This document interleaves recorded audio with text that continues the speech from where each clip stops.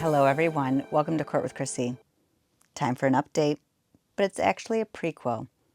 After stumbling upon this gem and not realizing that Mr. Rieman had been disbarred, I decided to work my way backwards. It gets worse.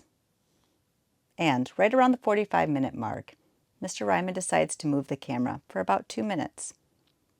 Things that make you go, I hope you like it. Court with Krissy is now in session. Good afternoon. Hello. Hi. How are you, David? I'm fine. How are you? Good. Nice and cold up here today. Okay, looks like we have all counsel connected, so we'll go on the record. This is Rieman versus Johnson and Prather, case number 2319394. We have Mr. Rieman here on his own behalf. On behalf of the Johnstons, we have Mr. Couch, and then on behalf of the Prathers, we have Mr. Carey. We also, although not participating in the Zoom courtroom, we have Mr. Majestic, who's representing the insurance company of the Prathers. He's joining in just for observation purposes. So today we have a number of different matters up for hearing. We have a status conference. We have a motion for summary disposition on the part of the Johnstons. And then we have a motion for stay on behalf of the Prathers. I guess jumping into the most substantive matter first is Mr. Couch, your motion for summary disposition.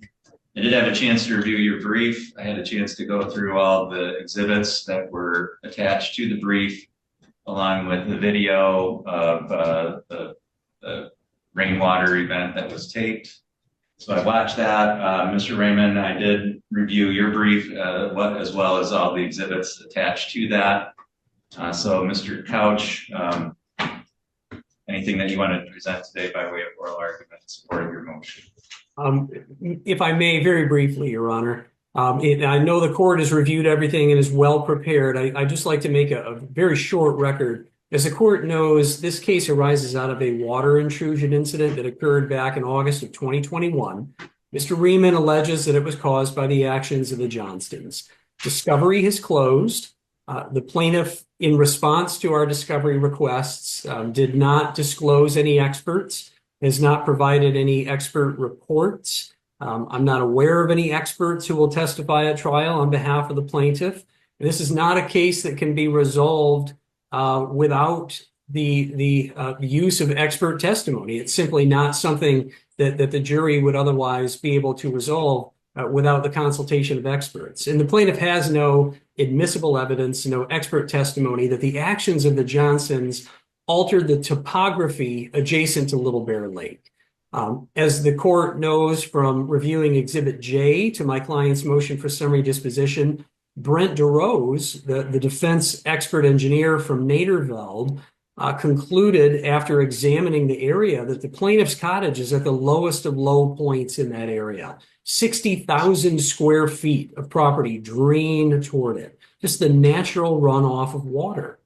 The plaintiff also alleges that the Johnston sump pump is polluting Little Bear Lake. We retained another expert, Tom Clement from Mergent, who took water samples right next to my client's sump pump, out in the middle of the lake, different areas of the lake, had them analyzed.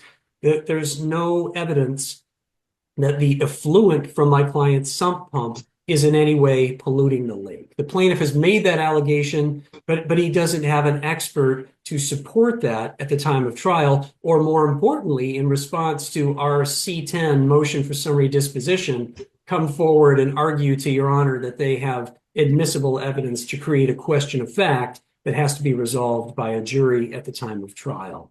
And lastly, Your Honor, my client's motion for summary disposition argued a statute of limitations defense. As the court knows, claims for trespass and nuisance and negligence must be brought within 3 years. Mr. Rieman is very clear. He's alleging that the Johnstons, conducted this or caused this to occur in June of 2020. His case was not filed until August 11th of 2023. Once again, Your Honor, in response to a C-10 motion, the plaintiff has to come forward with admissible evidence to create an issue of fact. Without expert testimony, without admissible evidence at the time of trial. And I keep saying the word admissible, Your Honor, and that's because the plaintiff is representing himself.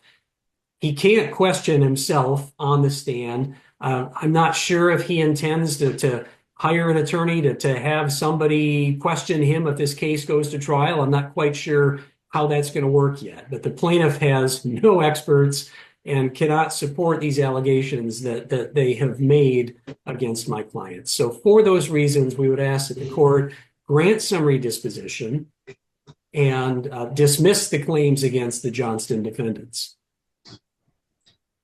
All right, thank you. Mr. Rieman, your response? You're muted, Mr. Rieman. Better? There we go. Yes. I'm not sure it'll be better, but at least you can hear me. Your Honor, Mr. Couch didn't spend a lot of time on his issue of the witnesses. I think we covered that pretty well in the brief. Mr. Couch's argument seemed to me as though he did not receive or read my brief. We did attach extensive evidence regarding the support for our claim that the Johnstons changed the topography, as well as the fact that the topography caused the flooding of my house.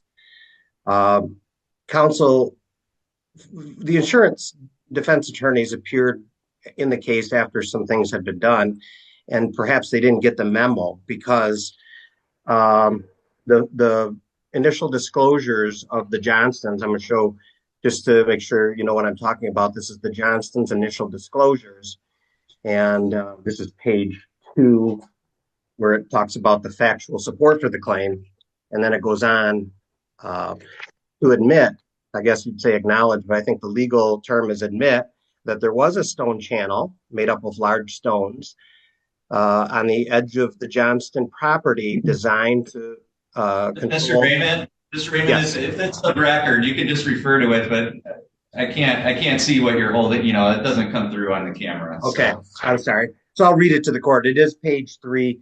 I know these don't get filed, but if there's any contest, then certainly submit it to the court. It says that there is no ditch between the properties, but rather a collection of larger rocks to allow the flow of water to the lake and slow erosion.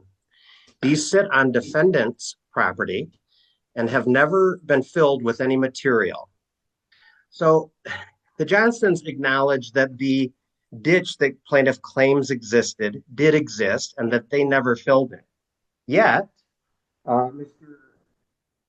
Mr. Couch has submitted a photograph to the court to show the current condition, and it clearly shows that there is no stone channel or ditch or what have you. And the only allegation in this case is that the Johnstons filled it. The court read my affidavits. Mr. Kobliska, the attorney who lived there from 2004 back from 1991, testified that, and I'm at paragraph 5 of his affidavit, which is attached to my brief, during my ownership of 6762, which is the Rieman property, there was never a single time when surface water from rain or any other source caused water to run toward or into the residence. So that covers 1991 to 2004, Your Honor. Then, as the affidavit of Mr. Kobliska makes clear, paragraphs 11 and 12, he then moved into the Johnston property at 6772. And at that time, he paid for Larry Culver of Larry's Excavating in Atlanta to build the ditch because he was making a change to the topography and to ensure that the historic flow of water remained at the border of the properties and did not cause any flow towards the homes. He put in a ditch. Mr. Culver, I attached Mr. Culver's estimate for the repairs to that ditch, and he calls it a ditch. Mr. Kaliska also says in paragraph 12 of his affidavit, which is attached to my brief, that there was never a time in the 12 years that he owned the Johnston property from 2004 to 2018, it's actually about 14 years, there was never a time where water flowed to either property, either home, and the ditch worked perfectly.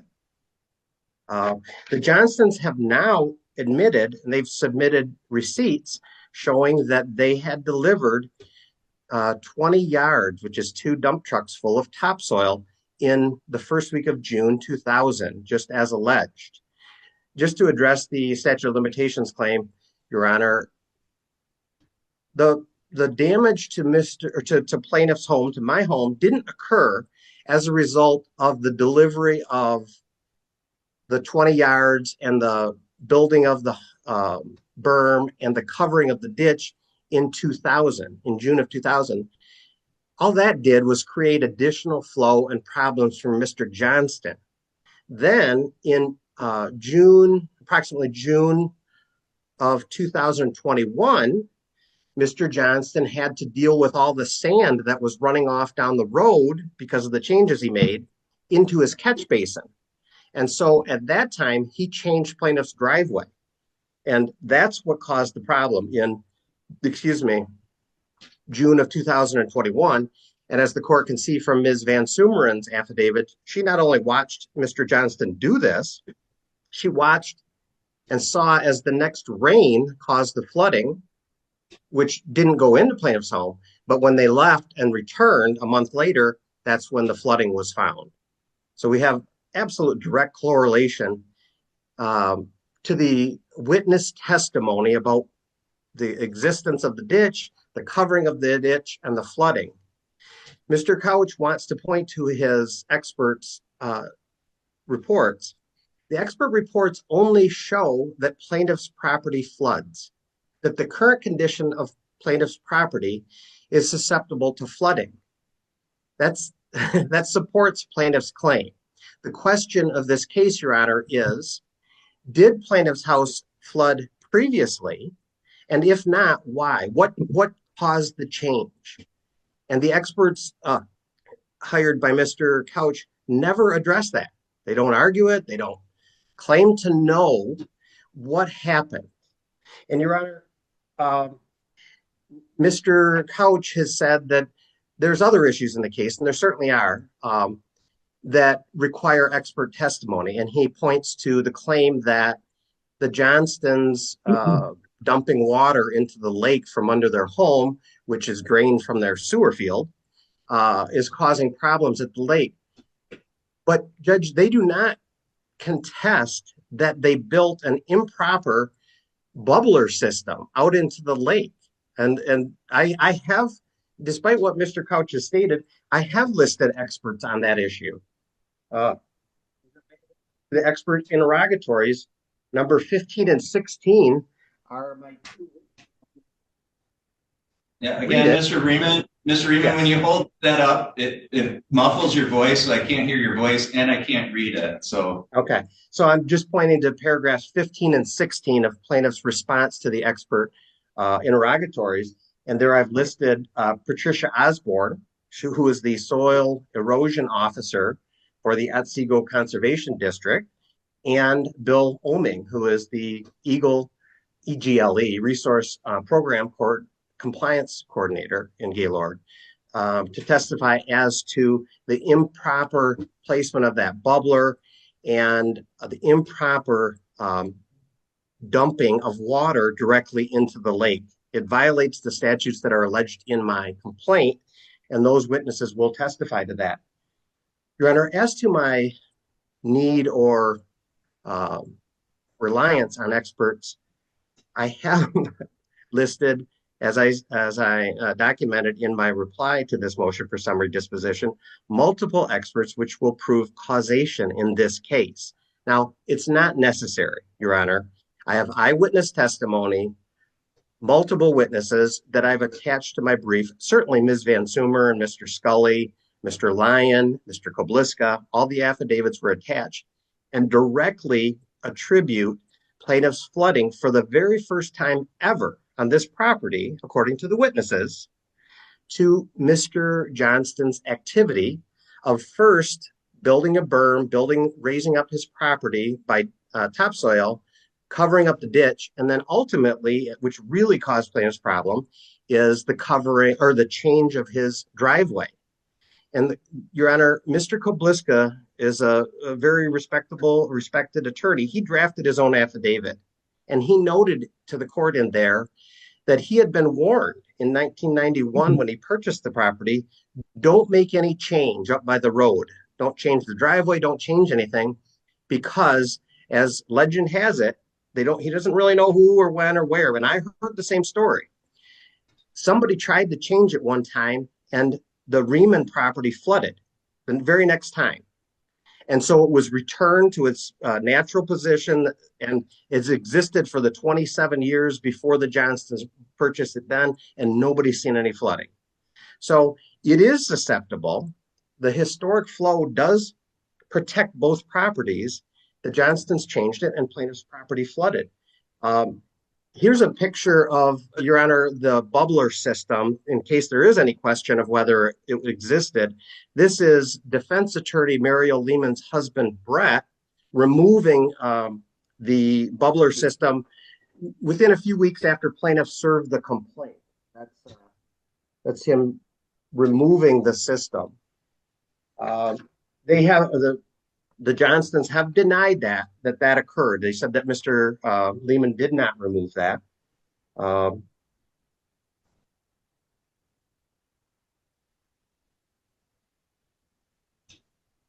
Honor, I don't know if I stated in my brief that I don't believe there's any question of whether plaintiff's property actually flooded. And I'm sorry, before I jump to that, I want to stay on the experts. Judge, in my response to the expert interrogatories, I listed that I had not yet secured experts, but that I would supplement that. And then I listed the areas of expertise, including excavators, real estate valuation, property damage experts. And then I attached to my brief in response to motion for summary disposition, my supplements, which included Mr. Dwan of Midwest Adjusting. He's an expert in damages. Mr. Couch has stated that I have never presented him with a report, which is true. And he and I have corresponded for probably 8 months since the date that he promised if I let him and his experts come into my home in May of 2024, he would forthwith present me with his experts' damage report. He has not done that. And I've told him we have a lot of email open exchanges going back and forth saying, look, I can't imagine there's a big dispute about what the damages are. So I'm going to accept yours. And I proposed if there is a dispute and we cannot resolve it by appointing an adjuster between us, then I'll have my expert conclude and finish his report. I gave the initial analysis during the facilitation, the entire presentation. But Judge, you saw the witness affidavits, which have stated that Mr. Rieman and Mr. Johnston had an argument, an oral, words. The day the Johnstons came up, that Rieman, the plaintiff, found the flooding, and that there was yelling and screaming that Mr. Johnston made the change because sand from the road was flowing down after he made the change to the property into his dry well. Judge, here is a picture of what plaintiff found when he arrived August 12th. That's the sand. Instead of going into Mr. Johnston's dry well, now the sand went right directly into Mr. Rieman's house. And as the court saw from the affidavits of Ms. Van Sumeren and Mr. Rieman, if the court gives that any credence, Mr. Johnston had previously stated he made the change to the driveway because after he created the berm and added the topsoil and filled in the ditch, sand was coming down. And that he tipped the driveway into the center because he believed that the water could be absorbed and not flow into plaintiff's home. But instead, the sand clearly flowed into plaintiff's home. Judge, I just want to give you a feel for the defendants are claiming. Okay, again, Mr. Rieman, I can't hear you when you lean away like that. Okay, thank you. I'm going to show a picture of August 13th, the day the flood was found, just to show all the condition of Rieman's home and all the property that was being removed and thrown out. The defendants have all these pictures that included suede leather furniture that got wet because things had touched the ground and then soaked up into the leather. One piece of the furniture was salvaged. The mattresses, most of plaintiff's property was gone. I'm going to show the court another picture of the walls, which show the entire home had been flooded at about 4 to 6 inches. This is the damage to the walls.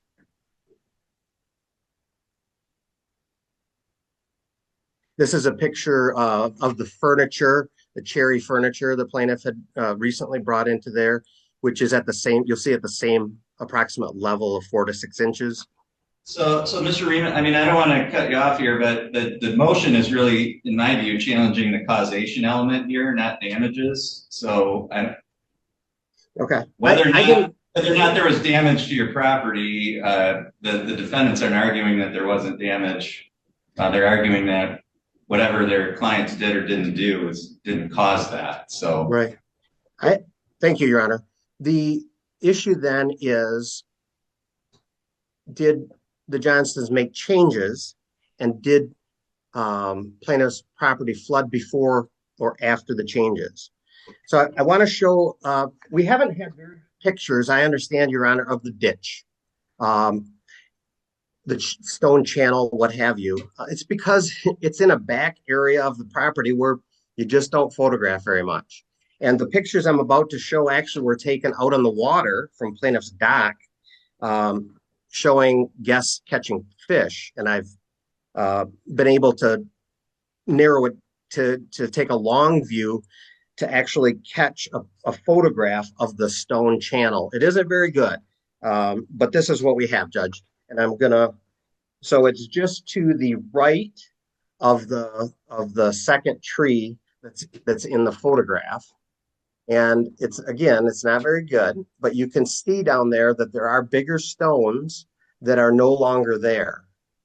And if we just had the picture, I'd understand the court saying, oh, I'm not sure. But if you look at the affidavits, especially of Mr. Kobliska, and then the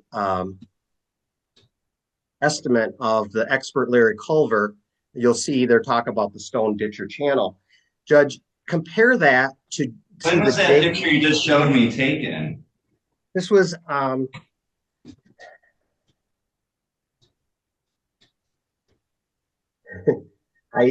I have that somewhere, Judge. 2018 to 2019. Okay. So why did you not submit that as an exhibit with your response to the motion? Judge, I have hundreds of pictures. So I thought that this would be best to handle it this way. We do have a picture attached. And as you know, under the court rules, when a motion is made and supported by documentary evidence, then you have to respond with evidence showing that there's a question of fact, and holding it up in front of the camera, I can't see it. I mean, that's okay. Well, Your Honor, in my view, those are all things that should have been submitted as part of your response to create a question of fact here, and with dates of when those pictures were taken, so that I have some kind of reference of what they mean in relation to your claims. Well, Judge, they're being offered as demonstrative exhibits that show the court the substance of what is discussed in my case. That channel was discussed in the affidavits that supported plaintiff's argument. And the plaintiff also said that he observed and had photos of the subsequent covering up of those things. Again, Judge, I've got hundreds of photographs, and as to what is relevant, I did inquire of the court's assistant as to whether or not we could have an in-person hearing so that we could handle those issues easier, and I could document them better. But this is what we have. You could have submitted ones you thought were relevant with your brief, and then I could have looked at them. Well, so I apologize if I was not helpful to the court as much as I could have been. And I want to, I need to consider your case, but you have to give me information so that I can review it. And I mean, we all know what the court rules are, and it has to be submitted with the brief. Well, Judge, there's plenty of evidence that I submitted with the brief to support that the stone channel existed and then doesn't exist now. Mr. Couch himself showed pictures of the court showing that the stone channel is not there presently. So the question is, what happened to it? I do have, again, for demonstrative purposes, these are photographs that I've provided to Mr. Couch and Mr. Carey, and this is the day in question. And I don't know if the court can see it or can remember to compare to the previous picture, but it shows the dirt covered over the stone ditch and the entire property of the Johnsons, and also shows a pile of dirt that was delivered that day, which is right here, Judge. There's a dirt pile, and you can see that the entire area is covered over with dirt. The ditch is gone.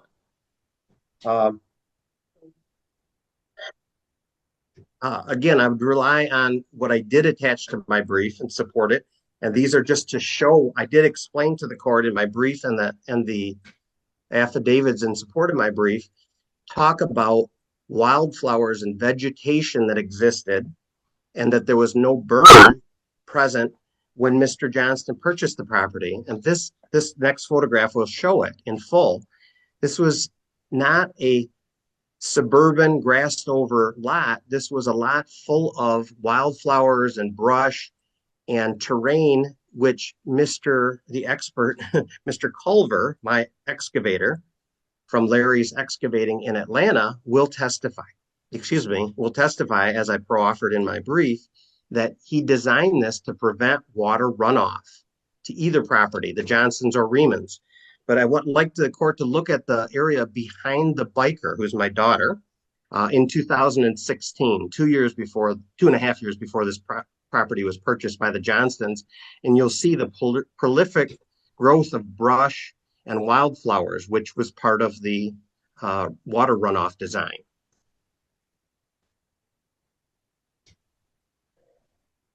Compare that, Your Honor, to the current situation, which I'm going to show you in the next photograph and is consistent with all the attached photographs to both Mr. Couch's and my brief. And that shows that's all gone. And that photograph also shows, Your Honor, something that never occurred before that, and that is that there's a berm that prevents the water from flowing into the Johnston property, and there's an accumulation of water that flows down the hill from Johnston to Rieman.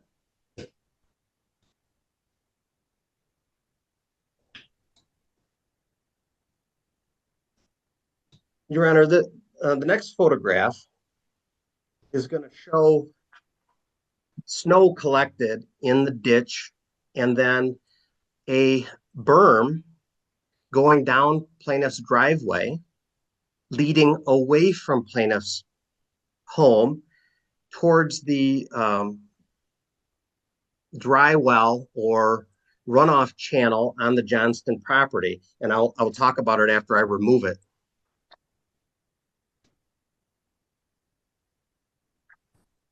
The snow can be seen accumulated in the ditch or channel. And then there was a little, surface water erosion of that area, but it led over to the Johnston property, just as described to Mr. Kobliska. Counsel has said in his brief that a picture is worth 1,000 words, and that's true. I'm going to show you a picture presented by Mr. Couch's experts, which show the current water flow, which is down plaintiff's driveway and to the right or directly at plaintiff's house, just as plaintiff alleged and as supported by his affidavits.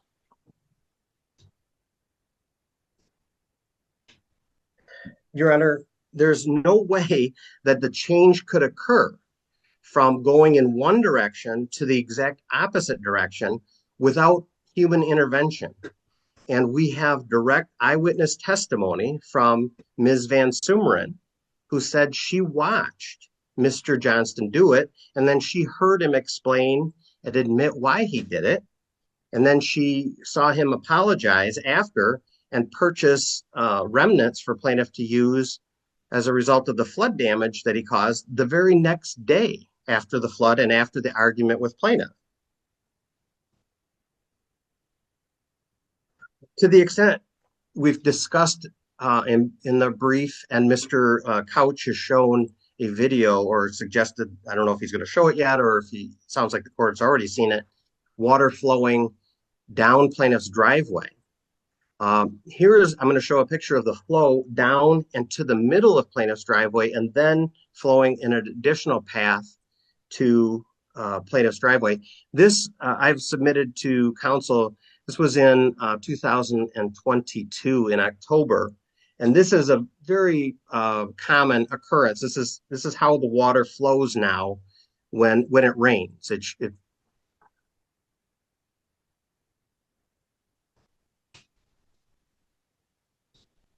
And then this picture, Your Honor, is right before it enters plaintiff's home.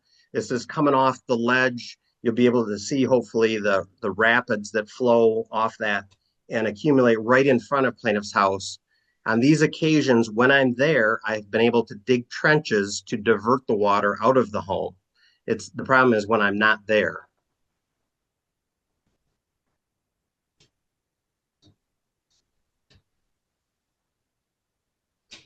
I showed the picture of with a berm with the water collected in front of it, Your Honor. I want to show the court another picture that I've shared with counsel from 2016, again, approximately 2 years, showing after the wildflowers had been cut in the fall so that it's relatively flat, the court can see where there's a young man on a motorbike and his motorcycle is exactly where the current berm is. And he has his foot on the ground showing that it's flat. That area is now completely elevated, as I showed in the photograph with the berm and the water. This is the prior condition before Johnston made the changes.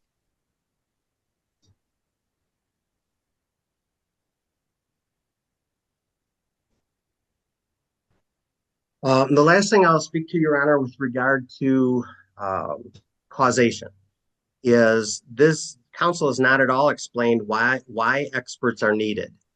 This is not a situation where it requires a formula, like in the case I presented in my brief, to calculate where a ship could have been at a certain pace and time out in the ocean. This is like watching the defendants lift a crane with a stone over plaintiff's home and dropping it. We don't have to have an expert to explain gravity. That's commonly known. The court, I think, in a previous hearing, commented that it agreed with plaintiff that water flows downhill. We can watch it. We both agree. The current condition of plaintiff's property is susceptible to flooding. What we don't agree on is whether it flooded before and whether the Johnstons made changes causing it to flood. Plaintiff has supported that. And in further support of it, plaintiff listed, and I attached the supplements to plaintiff's expert disclosures to my brief, two excavation experts, Larry Culver of Larry's Excavating. He will testify, as his estimate indicates, that he built the ditch. He designed the entire 2004 development water flow situation of the now Johnston property, and that his ditch worked perfectly. And all it would take is building the ditch back, and he could return the property, both properties, to adequate, safe water flow.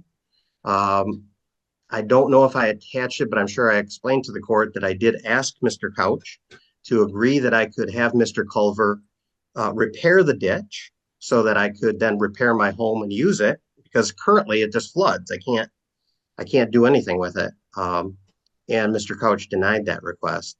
And, I just don't want to make any changes to the current situation that then will be attributed to me. So Mr. Culver will testify, and also the owner, Mike, and I can't think of his last name right now, might be Marsh, but Mike from Earthworks is the owner operator of Earthworks in Gaylord, and he has extensive experience. Mr. Rieman, I've given you a lot of latitude here. You've been going for almost a half an hour, and I only had, we're 35 minutes in. I only had a half an hour set aside for this hearing. I have hearings that are now backing up. I understand. Thank you. The purpose of oral argument is to supplement your written submissions. So I'm going to ask you to wrap it up so that Mr. Couch has an opportunity to respond and I can roll. And we still have a motion from Mr. Carey that we have to address. So I think I've given you more than reasonable time to explain your position. So please wrap it up now. Yes, Your Honor. And unless the court has any further, if the court has any questions on any specific issue that you don't think I've covered, I would appreciate, or I thank you for your patience. Okay, thank you. Mr. Couch, anything you want to say in response? Very briefly, Your Honor, the defendants object to the plaintiff attempting to create a question of fact by presenting the court with pictures and representations of what Mr. Rieman claims individuals will testify to at trial. As the court correctly noted, a C-10 motion says that today is the day. He has to come forward with admissible evidence to create a question of fact. He acknowledged that the issue here is whether changes were made. This is a case that involves an allegation of altered topography. The defendants have an expert engineer, Brent DeRose, and I'm quoting right from his report, Your Honor, the changes made by the Johnstons have not resulted in additional stormwater flows onto the Rieman property, end quote. Tom Clement, our water expert from Mergent, I'm quoting, the sump pump outfall pipe does not negatively impact the water chemistry of Little Bear Lake. Mr. Rieman does not have experts to support his case. He does not have experts to counter the defense experts. And for that reason, this case does not need to go forward to trial. So we would ask that the court grant summary disposition on every claim. And if the court is not inclined to do so, at a minimum, grant partial summary disposition and at least carve off this allegation that my client's sump pump is polluting the lake, because the water samples are very, very clear that there's no additional pollution. Thank you, Your Honor. Okay, thank you.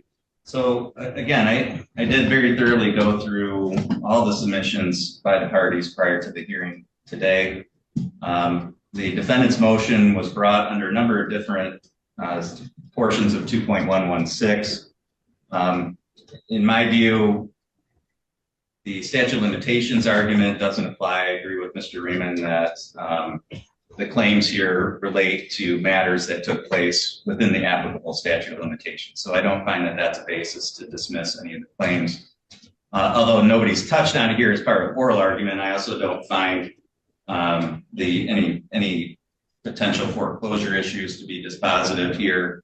So the court doesn't find that to be a matter that would justify dismissal. So really what we're looking at, and what I looked at this under, was a C-10, whether or not, when looked at in the light most favorable to the non-moving party, in this case plaintiff, whether or not sufficient evidence has been brought forward to create a question of fact as to the issues raised by the defendant in their motion. I think both sides accurately set forth the standard under C-10, and I've referred to it here.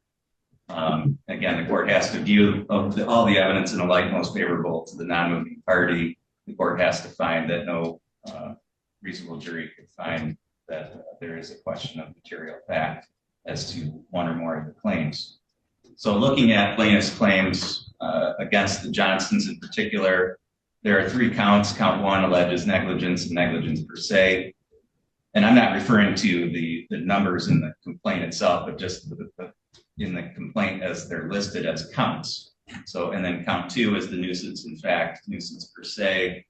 Count 3 is trespass. And the defendants are asking for summary disposition of all of those claims.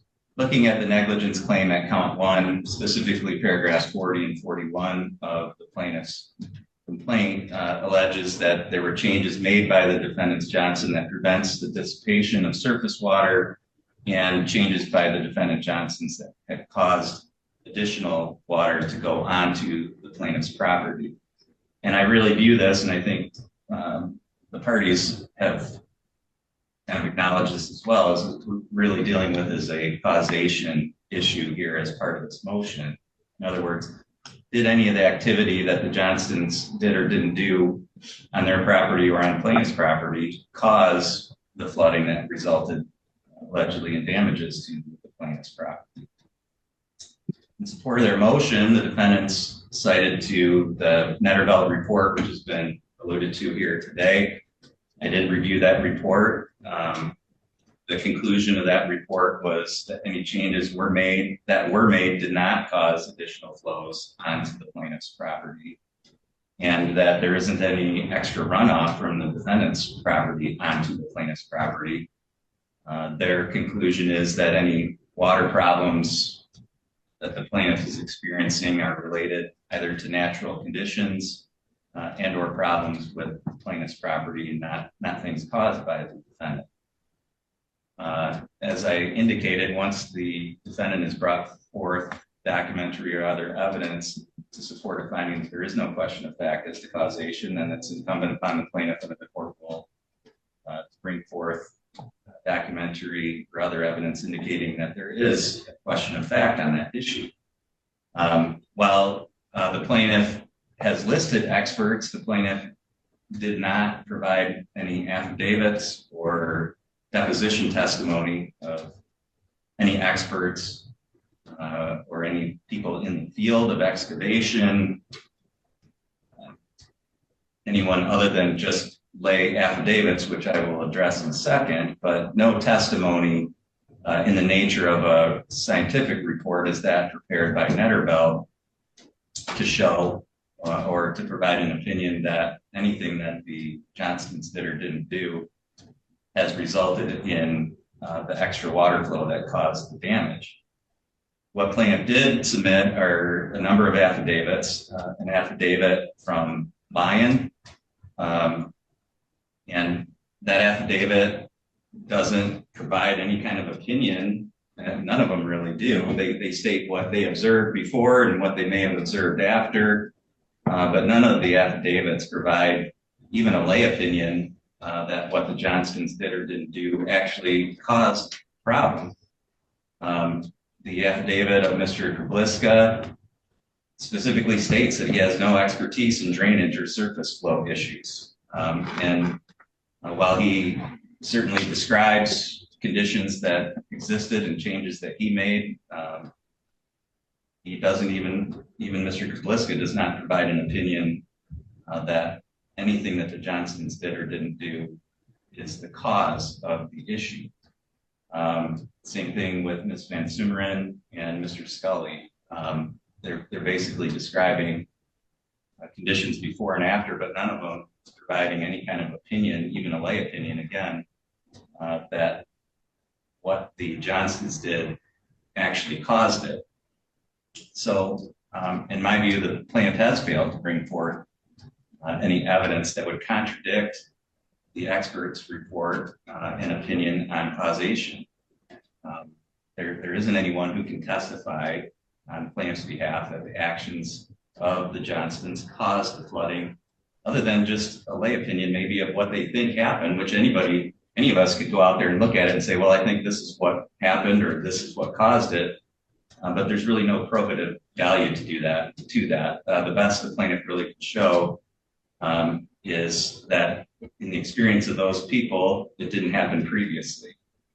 And even that's not conclusive because just because it didn't happen before doesn't mean it couldn't happen again based on different weather conditions, and properties naturally change over time, even if they aren't intentionally altered.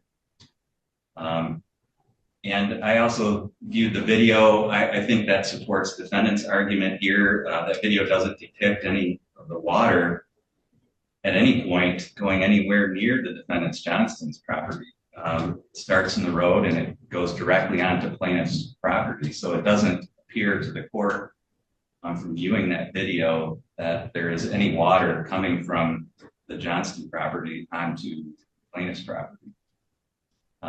So for those reasons, the court finds that the plaintiff has failed to create a question of fact in light of the report prepared by the defendants that pretty conclusively states that the defendant Johnston did not cause the conditions on the plaintiff's property. As to the claims for nuisance per se, that's pled in the complaint as a violation of the Natural Resource Protection Act. Again, there are some allegations and conclusory statements in the complaint. Those haven't been supported by any kind of documentary or deposition evidence by the plaintiff. And so the court finds that the claims under count 1, subsection A regarding negligence should be dismissed again under C10. As to sub B under count 1, that relates to the fence. The defendants didn't make any kind of arguments with regard to that part of the complaint. So the court is not ruling on the fence issue that's pled as part B, sub B of count 1. As to count C, or I'm sorry, as to count 1, sub C, that's the drain and bubbler system.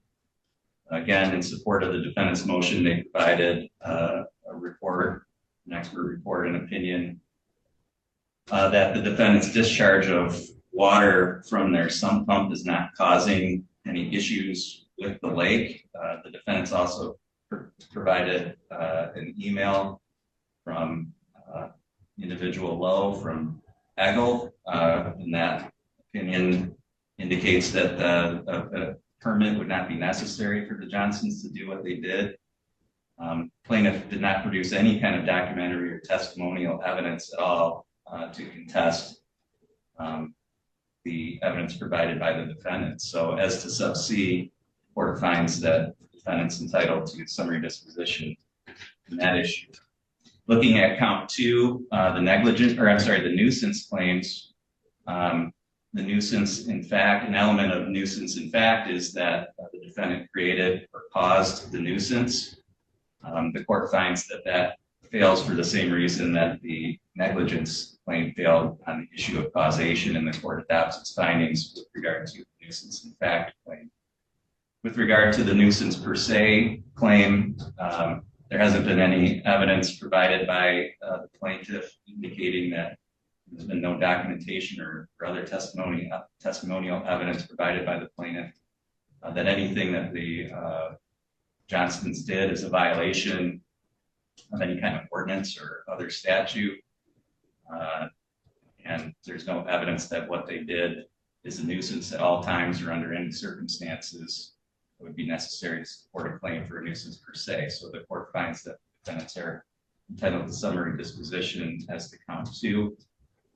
As to count 3, regarding the trespass, there's a lot of allegations in count 3.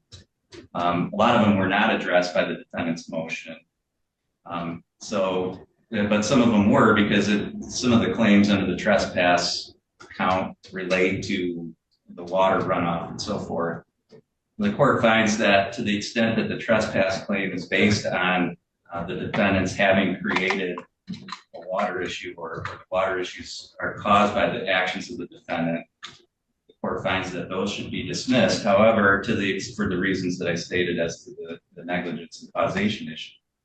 However, to the extent that the trespass claim relates to intrusions onto the plaintiff's property by the defendants, again, that's not an issue that was addressed by the defendant's motion. So the court finds that to the extent that the trespass claims relate to intrusions onto the plaintiff's property, whether the defendants caused actual damage to the property of the plaintiff, again, unrelated to the water runoff issue, the court finds that again, there hasn't been a motion for summary disposition related to those claims, and so those claims are not dismissed.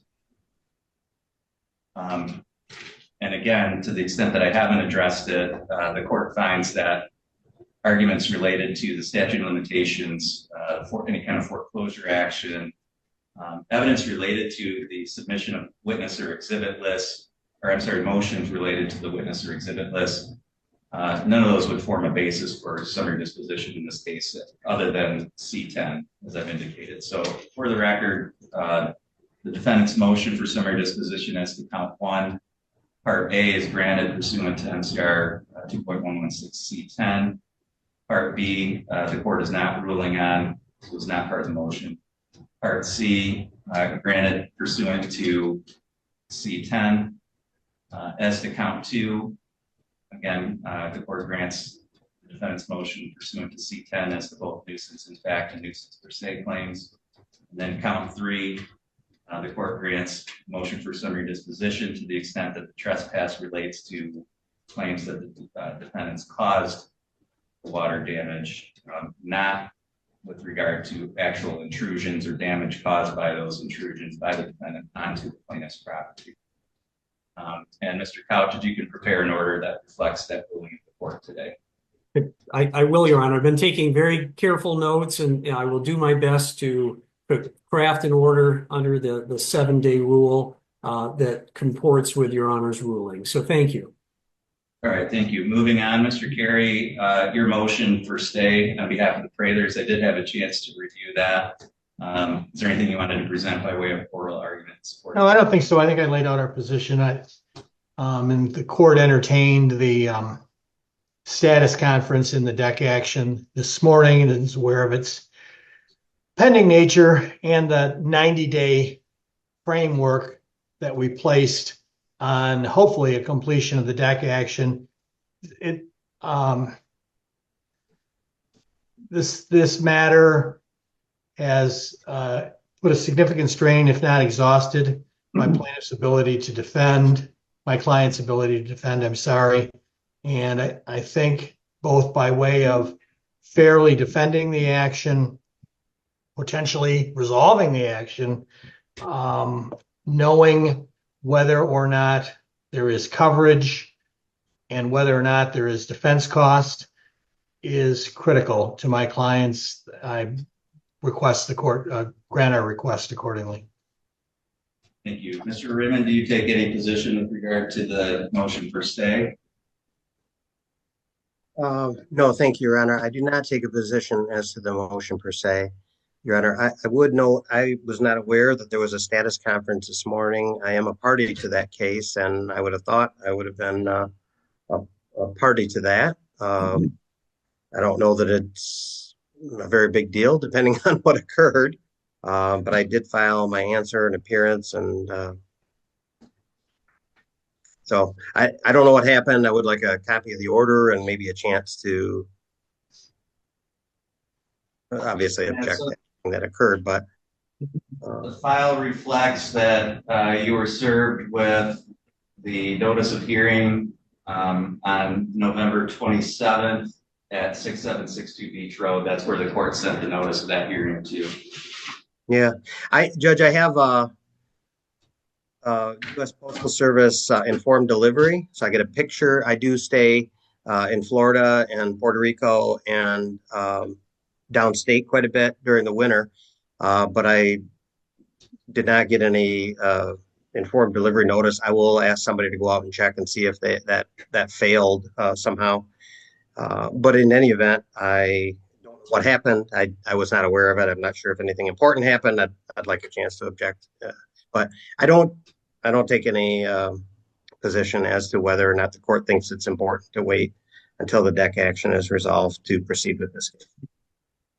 Okay, and for the record, again, the court did send notice of the date and time of the hearing today to you at the address that we have on file. It was not returned to the court, so I don't know where it is, but the court complied with its obligation in terms of providing notice.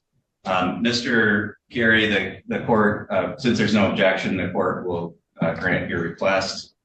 And so if you'll present an order reflecting that ruling. I will. Thank you. Your Honor, I have a question. Given that the court is staying the claims against the Prathers and not all of Mr. Rieman's claims against my clients were dismissed, and the claims are joined right now in one complaint, does that mean the fence claim or the rope fence claim against my clients, is that also stayed? No, I mean, I don't see any reason why the claims regarding your clients can't go forward. They're pled separately in the complaint. So I don't see any reason why we would need to hold off on litigating your client's part of it. And thank you, Your Honor. It's actually my preference that it not be. We would like a resolution of this case. So thank you. All right. So in terms of the status conference, what I'm going to do, because this was a significant and detailed ruling here today, the court's going to set this for a status conference in 30 days to give counsel and the parties a chance to kind of go through Mr. Couch, with your clients, how you want to proceed, and Mr. Rieman, a chance to determine how you want to proceed. Thank you. So the court's going to set this for another status conference in about 30 days. At that point, the court will get input from counsel as to how we want to go forward with the Johnston claims. And I'll send out notice of the date and time of that hearing. Mr. Rieman, if you have another address or an alternate way you want the court to send a notice, then I'll just ask that you notify my office. Is that okay? Yeah, no, I don't. It's been really good up till this point. Okay. I know Jody was replaced as the fail person, so I'll ask the new person if something happened. Or Okay. Judge, I just have one issue that the court mentioned a video. I'd just like to see if we could dispose of that issue. In Mr. Carey's brief, he indicated that he would be showing the court a video at the hearing. I'm sorry, not Mr. Carey. Thank you. Mr. Couch had indicated in his brief that he'd be showing a video to the court. I subsequently asked Mr. Couch's office and they provided to me the video. I wasn't aware the court had the video. In order to just dispense of it, Your Honor, can we say for the record that the video played no role, or should we address in your decision, or should we address the video? I think I did address it as part of my ruling. So then I would just comment on the video, Your Honor. The video shows pretty clearly that. So Mr. Rieman, we're already a half an hour beyond the time. Again, I gave you the majority of the oral argument time to yourself. Anything that you had to raise should have been raised at that point. So I'm sorry, I've got to move on, and the court's already issued its ruling. So you've had more than adequate opportunity to make a record, both in writing and on the record here today. So this concludes this hearing. All parties are free to disconnect at this time. Thank you, Your Honor. I'll Thank you. submit an order. Thank you, counsel. Thank you, Your Honor.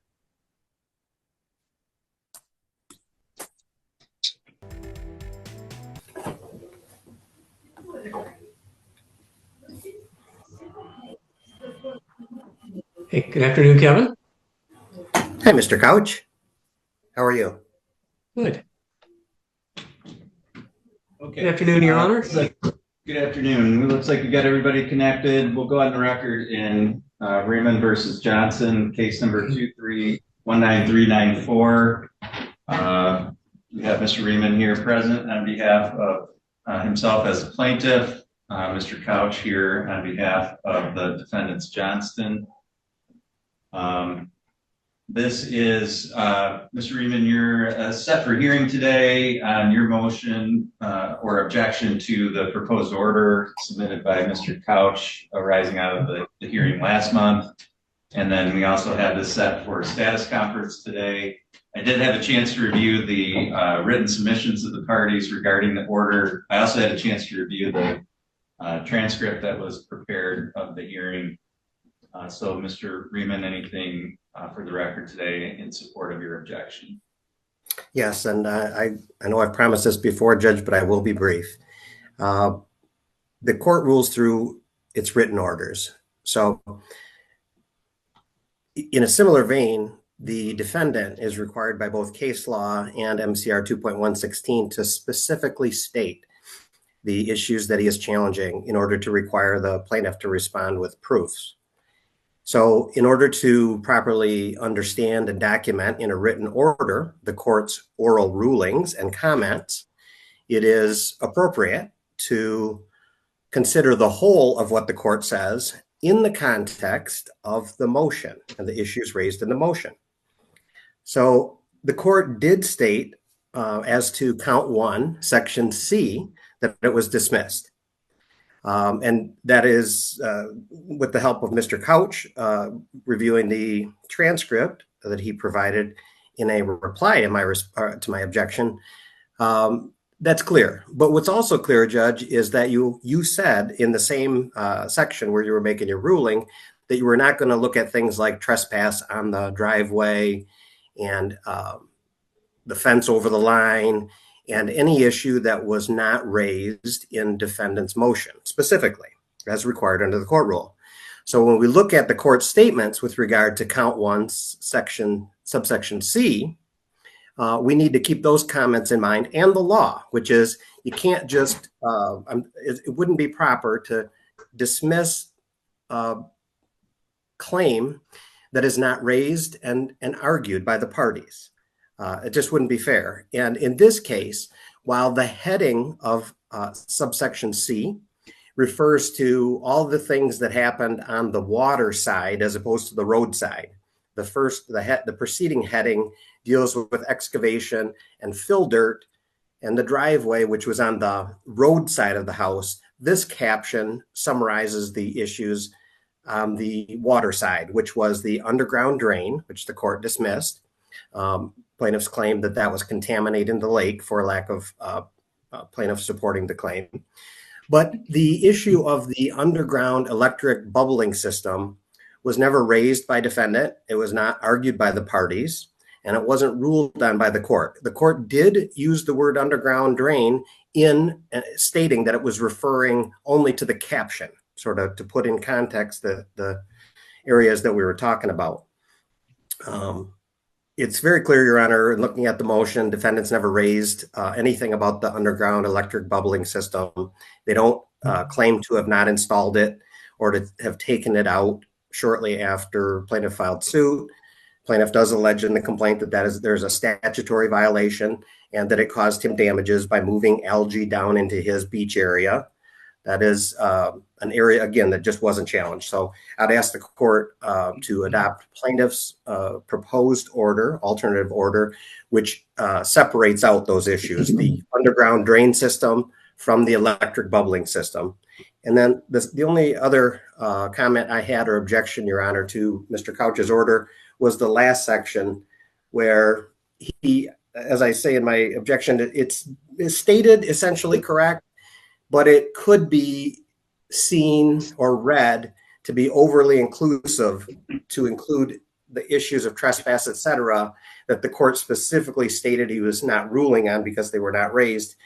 And Judge, the reason that came to mind is Mr. Couch, after sending me the proposed order, he had sent me an email which seemed to lump in everything in that section as part of the dismissal. So I think my order is accurate and more clearly reflects the court ruling, and I would ask the court to adopt my order. All right, thank you, Mr. Couch. Thank you, Your Honor. I'll be very brief.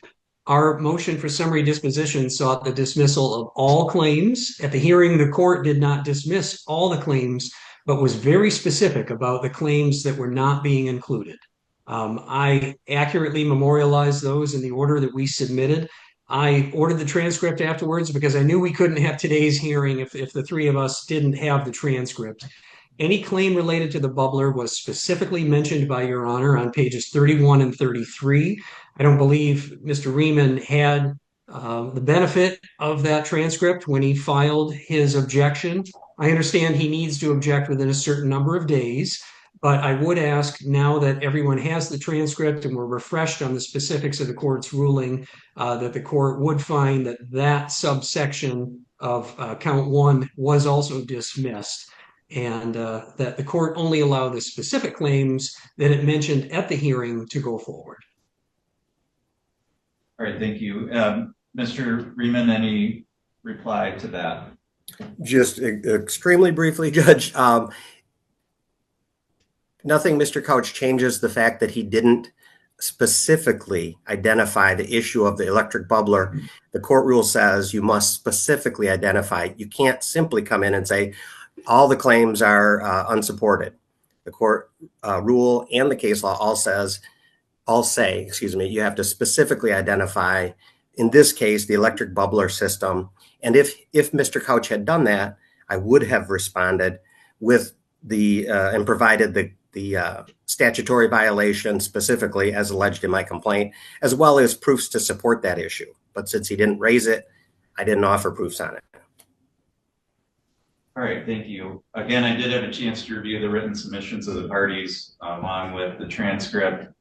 And having done that, it's clear to me that in granting the motion for summary disposition under C10 with regard to count one claims in count one part C, both in the court's articulation of its ruling and the summary on page 33 of the transcript, that the court was addressing and adopting the rationale for all the claims in count 1 sub C. And then the summary on page 33, I think, pretty clearly addresses that. So, and sets forth just a very, I think, in my view, is clear of a summary of the ruling as to each motion and each part of the complaint as the court could. Having reviewed both the proposed orders submitted by each side, the court finds that Mr. Couch's order does accurately reflect the summary of the court's rulings as reflected on page 33 of the transcript. Although Mr. Couch, looking through the file, the proposed orders that I have are all stamped copy, so I would ask that you submit a clean copy of the order for the court as a signature copy. Yeah, thank you, Your Honor, I will. That leads us to the status conference. I'm not sure where the parties are at in terms of discovery, but in terms of scheduling going forward, on behalf of plaintiff, Mr. Rieman, do you have any requests or suggestions for the court about how we need to schedule going forward to resolve the claims that are remaining? Yes, Judge. The court's grant of summary disposition on the flood issues caught plaintiff quite by surprise. And so, Judge, there are a lot of discovery motions, which I didn't want to confuse on the same hearing date as the summary disposition. I wanted to keep that clean. There are a lot of things. So I would ask the court to entertain, as part of my claim is still viable and pending, I will have some discovery motions. I could just state the court knows that there was an issue about the taking the defendant's depositions, and they never appeared. I did notice those 4 times, a couple subsequent to the previous hearings on this. And the same goes with the experts, Judge. The reason I didn't provide my deposition transcript at the summary disposition motion to explain the experts' shortcomings of their reports is they did not appear for their depositions. I know Mr. Couch is going to say, well, it was short notice. The reason the short notice was a couple of weeks. We had a couple of week window before discovery closed. I didn't receive the answers to requests to admit from Mr. Couch. And so I took it that they were admitted, that they just simply, the issues were obvious, they weren't responding. Over a couple of week period, I requested of Mr. Couch's reasoning for allowing the request to admit to be deemed admitted, and he stated no, he had mailed them. This would have been, these are discovery issues, Judge. I just would say there are substantial discovery motions. So I would like. How much time do you need to get those filed and set for hearing? I would like to do it, Judge, perhaps within 30 days of the court's ruling on the motion for reconsideration that I have drafted and intend to file within the 21-day court rule period regarding the court's ruling on summary disposition regarding the flood issues. And I would say, pardon? So if we say 60 days for you to file those, and that's filed, not necessarily notice for hearing within 60 days, but that's enough time for you to get your discovery motions filed? Yeah. Yes. Thank you, Your Honor. Okay. All right. The last thing I'd like to mention, Judge, before, I'm sorry to interrupt, but I just thought I'd get it out there before you speak with Mr. Couch, is depending on the outcome of that, Your Honor, the flooding issues, the damage, the ongoing situation with my house, making it, from my position, uninhabitable, is 95% of my claim. Let's say, in terms of importance and dollar amount and effect on plaintiff. It might make sense, depending on the court's ruling, to consider whether or not we want to go ahead with the trial and then do an appeal on those issues if that is still applicable, and then come back and do, if that any issues are preserved on appeal, to come back and do it again. It might make sense. I don't know, to just put it on hold. And I would be willing to take those issues up at this time if the Court of Appeals would hear it. At least maybe. I just don't think a trial would be necessary, Judge, on the remaining issues if the court's dismissal is final on that issue. So I just throw it out there. It might be worth waiting. I know the Court of Appeal wouldn't have to take it, but it might be worth putting a stay on it because the remaining issues are just not that significant from plaintiff's perspective. Okay. All right. Mr. Couch?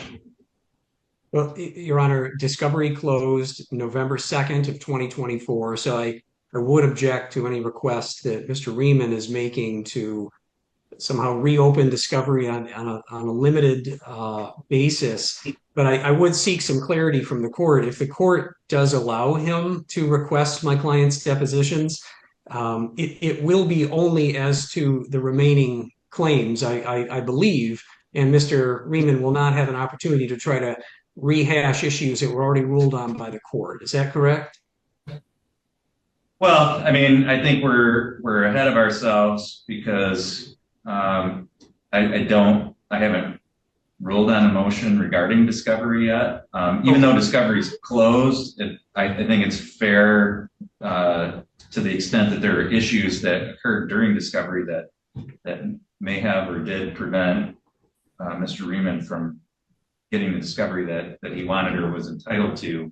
I think the court would first have to address those motions. I think 60 days, as we've discussed, is a fair period of time, given the status of the case. I think to the extent that those motions are granted, I think then we would have to look at what is the scope of the discovery that would be appropriate at that point. So I think we're ahead of ourselves on that issue. One request that I would like to make to the court is the court's deadline for motions for summary disposition was December the 30th, and we timely filed our motion. I would ask for the court's permission to file a second motion for summary disposition on the remaining claims, but I did not want to do so without bringing it up to the court today to see if I could obtain that permission.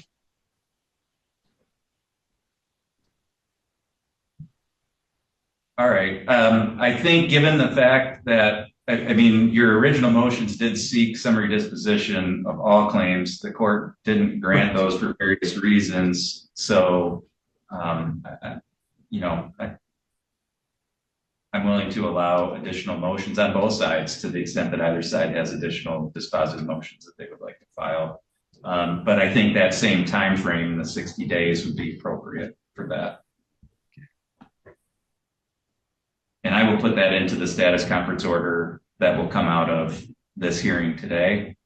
And then the court will set this for another status conference at about 90 days as a control date, assuming that we'll have hearings on Mr. Rieman's motions prior to that. But to the extent, for whatever reason, that both parties elect not to file any motions, we'll have that as a control date to determine where things are at. And then I think both parties, in terms of a stay, I think, you know, to the extent that either side is asking the court to stay pending some type of interlocutory appeal, I think that would also have to be the subject of a motion where the court would see whatever law cited by the parties and hear arguments on that. I don't think that's something that I can rule on off the cuff here. So, Mr. Rieman, if that's the direction you're going, then I think you would need to file a motion with this court for a stay to file any type of interlocutory appeal. I know that, you know, I need to address the motion for reconsideration, which I haven't seen yet prior to that, obviously. So, but to the extent that you're asking the court to, you know, give some type of indication on that, I think it would have to be the subject of a motion. Per se. Yes, Judge, I was just kind of throwing it out there because we're at a status conference, and I just thought. And another issue, Judge, I apologize if I missed this, but On the witness list, I see counsel after the last hearing filed a witness list for trial purposes. I think that's appropriate. We've exchanged witnesses. I've supplemented many times with each witness. Mr. Couch has all my witnesses, but could we maybe, Judge, could I understand if the court is ordering or has or would prefer that we do issue file a formal witness list for witnesses we intend to call at trial? If we're going to move towards trial, typically what I do for civil bench trials is I hold a trial preparation conference prior to the trial date, usually 30 to 60 days, where I set deadlines for final witness and exhibit lists, and it's kind of some of the procedural aspects for the trial. So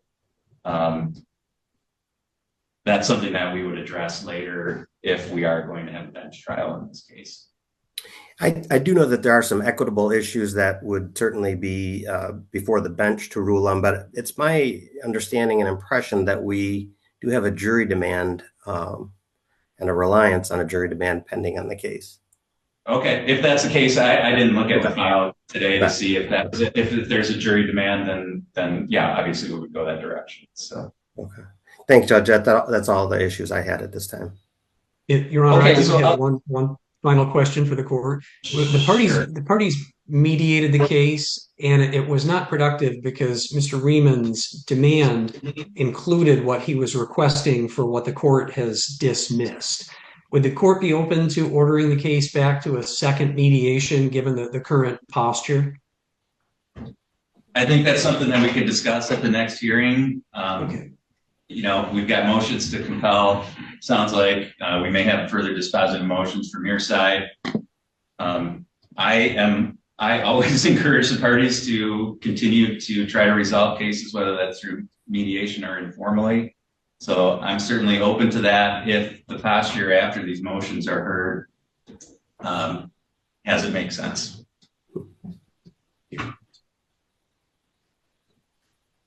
Okay, thank you. That's all I have for today, and both sides are free to disconnect at this time. Thank you, Your Honor. Thank you, Your Honor. Take care, Kevin. You too.